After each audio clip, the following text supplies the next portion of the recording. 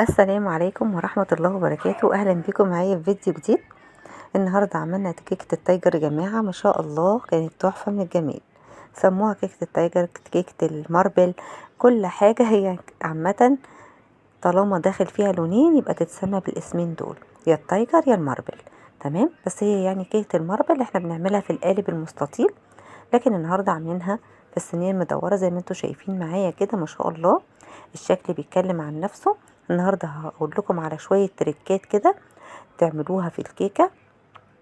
زي ما انتوا شايفين الكيكة تطلع معاكي هشة ومرتفعة كده، المسام بتاعها ضيق، ما تلاقيش فيها الفقاعات العالية زي ما احنا بنشوف كده في اي كيكة تانية مش سليمة.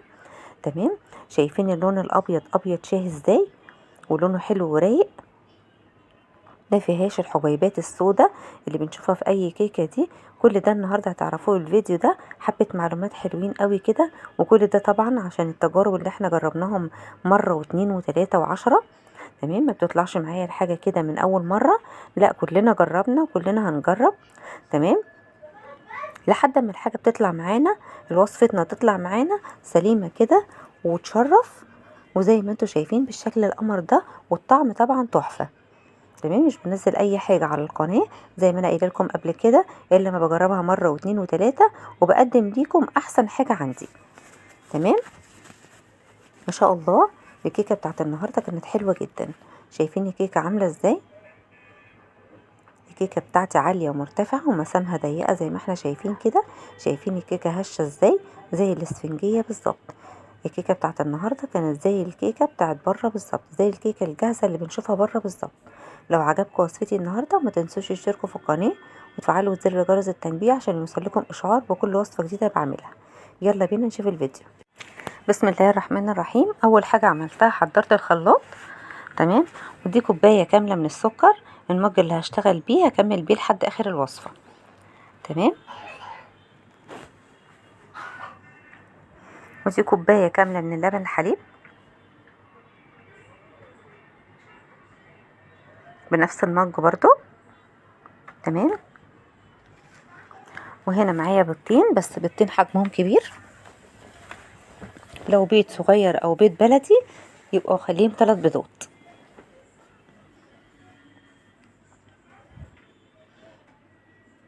زي ما احنا شايفين كده الكيكه بتاعت النهارده يا جماعه كانت حلوه جدا، وهقول لكم برضو على شويه تريكات كده تعمليهم عشان الكيكه معاكي تطلع ناجحه. حطيت البيض، على طول احط وراه شويه من الفانيليا، فانيليا سايله او فانيليا عاديه عادي. دي معلقه كبيره من السمنه بتودي الوصفه في حته تانية. تمام، ودي نص كوبايه من الزيت. النهارده حبيت اعملها بكميه قليله من الزيت يا جماعه، منه توفير ومنه الكيكه ما تبقاش طعمها زيت قوي. قطعه السمنه دي بتخلي طعمها حلو جدا وبتوديها في حته تانية. هضرب بقى كل المكونات بتاعتي دي كلها في الخلاط كده زي ما احنا شايفين. هضربهم كويس جدا لحد ما حبيبات السكر تختفي تماما. مزهقش من الضرب، بضربهم كويس جدا. الضرب دوا هو اللي بيخلي الكيكه بتطلع معايا ناعمه، او تطلع الحبيبات بتاعتها كده خشنه وتتفرول معاكي. كل ما تضربي المسحوق ده كويس جدا مع بعض، تمام، الخليط دوا يديكي نتيجه احسن وتطلع الكيكه ناعمه معاكي.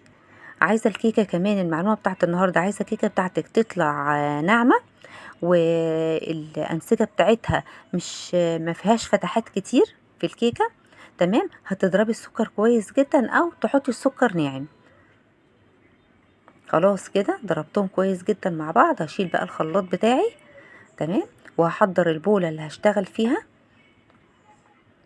زي ما احنا شايفين كده، وهحط هنا كل الخليط اللي انا ضربته مع بعضه ده في البوله.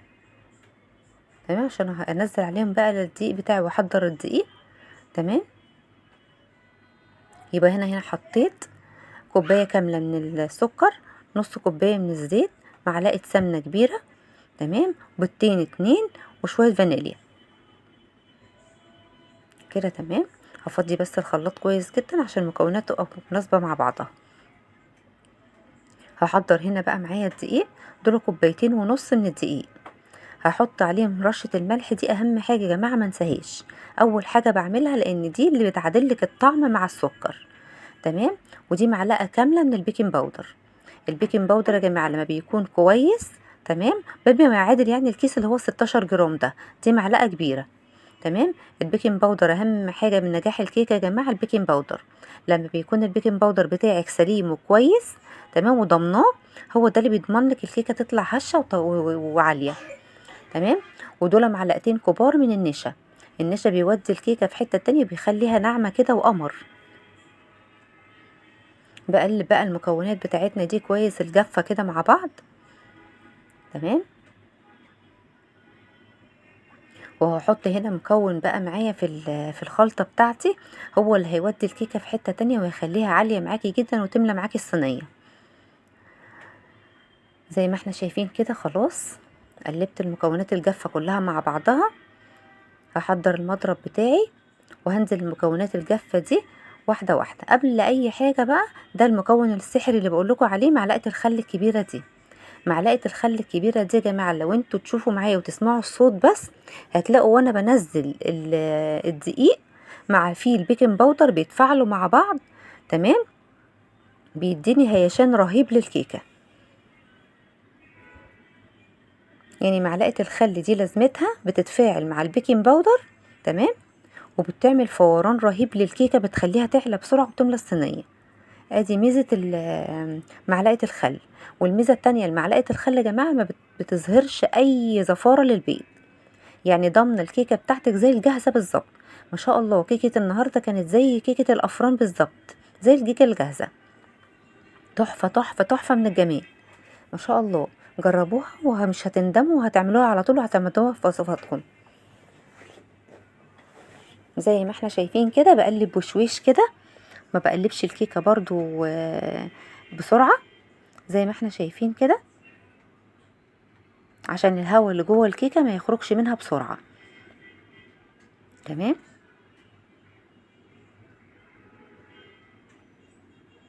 كده خلاص انا خلصت الخليط بتاعي كده زي ما انتوا شايفين. هعمل ايه دلوقتي؟ هقسم بقى الخليط ده، هقسمه. شايفين؟ بصوا، لو انا بوريكم هنا الفوران، شايفين الفقاعات دي اللي بتطلع من البيكنج باودر لما تفاعل مع معلقه الخل؟ ما شاء الله، جربوها، تحفه جدا، هتعجبكم جدا جدا جدا. كل ما بقلب كده بلاقي في زي فوران، زي فقاعات كده بتطلع من الكيكه، ده التفاعل بتاع الخل والبيكنج باودر. كده خلاص هشيل بقى المضرب بتاعي عشان اقسم الخليط دوا، تمام، على جزئين.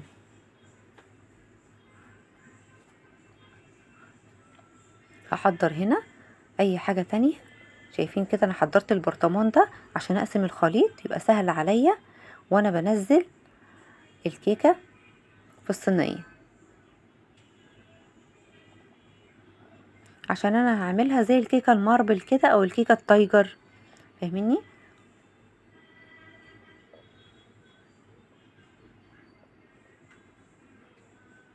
وهنا بقى النص التاني ده هضيف عليه معلقتين ونص كبار من الكاكاو. انا حطيت كاكاو محلى، في ايدك تحطي كاكاو ساده عادي مفيش مشكله، اللي هو الخام. نوعيه الكاكاو بتفرق جدا يا جماعه في الطعم. اهم حاجه تحطي نوعيه كاكاو كويس. انا حطيت الكاكاو كاكاو مايوي، اللي هو من منتجات ماي شيف. طعمه بصراحه تحفه جدا، زي الشوكولاته بالظبط، كان محلي طعم الكيكه. بصوا هنا لما لقيت الخليط بتاعي تقل، بضيف له شويه كده من اللبن، تمام، عشان انا طبعا ده مواد جافه ضفتها للخليط بيتقله. وهقلبهم كويس جدا كده مع بعض لحد ما احس ان الخليط بتاعي خلاص اندمج مع بعضه، زي ما انتوا شايفين كده.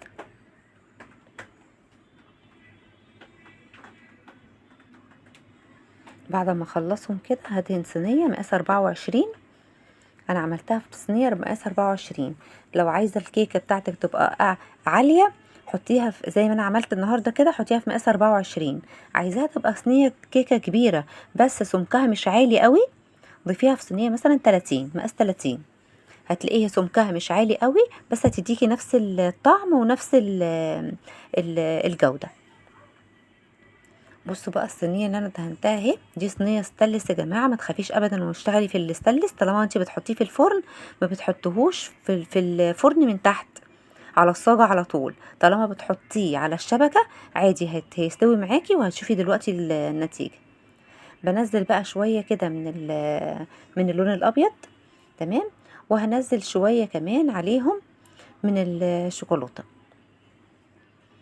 بلم بس اللي على الجوانب كده عشان ايه المسحوق كله ينزل كله في الصينية، ما بسيبش حاجة في البولة زي ما انتوا شايفين كده. بصوا هنزل شوية صغيرين كده في النص والم بالسباتيولا كده، وهعيد القصة دي لحد ما اخلص الكميتين مع بعض. بحاول بس ما اطلعش بره. بصوا مرة بالاسود بالشوكولاتة ومرة بالفانيليا لحد ما اخلص الكمية.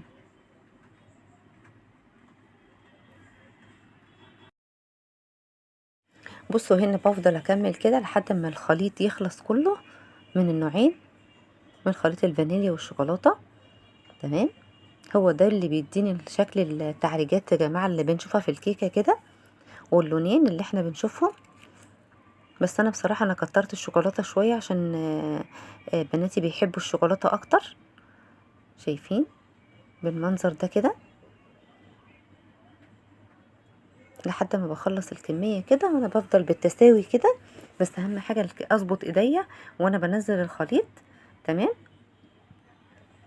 بيكونوا الكميتين زي بعض زي ما احنا شايفين كده لحد ما بخلص الكمية.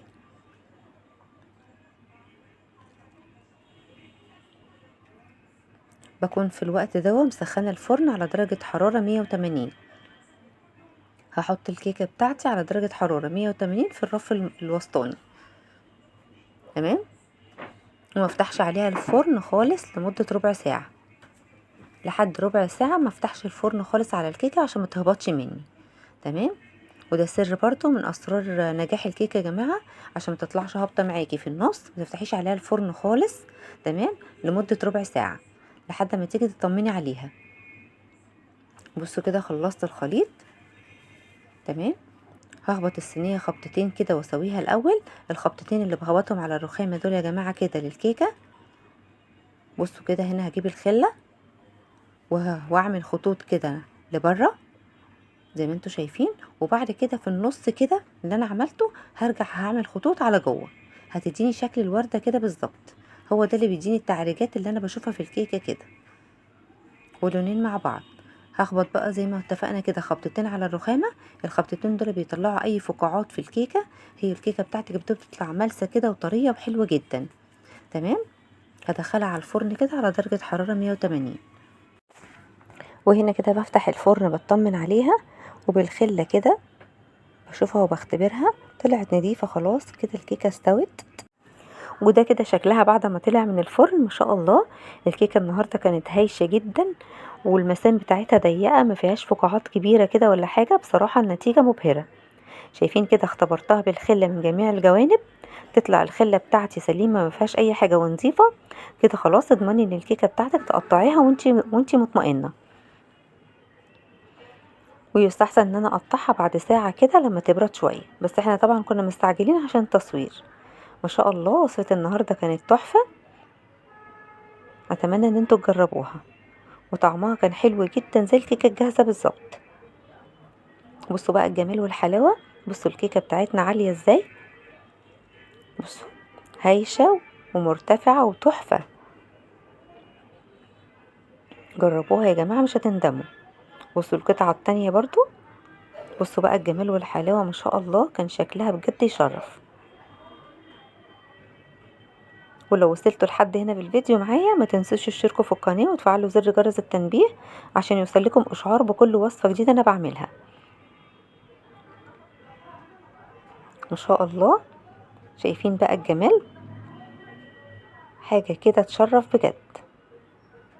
شايفين الكيكة بتاعتك تعرفيها سليمة ازاي ومستوية كويس جدا. اول لما بتضغطي عليها كده الكيكة بتاعتك بترجع زي ما كانت، زي الاسفنجية، كأنها اسفنجية بالظبط. مقادير مظبوطة، امشوا عليها، ومش مكلفة خالص، وفي لمحة عين كده، في رمشة عين هتعمليها. الله ما شاء الله، حلوة جدا جدا جدا. شايفين الكيكة زي الاسفنجية ازاي؟ شايفين عالية ازاي؟ ما شاء الله نتيجتها حلوة جدا جدا جدا. والسلام عليكم بفيديو جديد ووصفة جديدة ان شاء الله.